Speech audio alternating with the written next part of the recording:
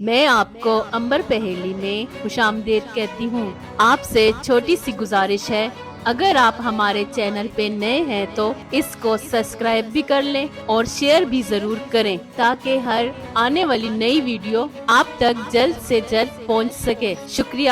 وہ کون سی چیز ہے جسے ہم نہ ہی چھو سکتے ہیں اور نہ ہی ہمارے ہاتھ میں آتی ہے، بس صرف کانوں کے ذریعے پکڑی جاتی ہے؟ 10, 9, 8, 7, 6, 5, 4, 3, 2, 1۔ وہ چیز جو صرف کانوں کے ذریعے پکڑی جاتی ہے وہ ہے آواز۔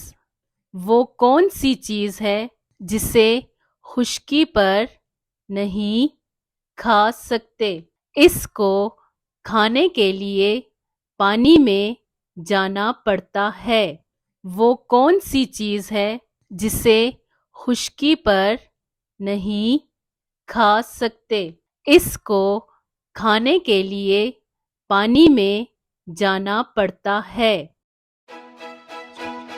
10, 9, 8, 7, 6, 5, 4, 3, 2, 1۔ اس کا جواب ہے غوطہ، یعنی غوطہ لگانے کے لیے پانی میں جانا پڑتا ہے۔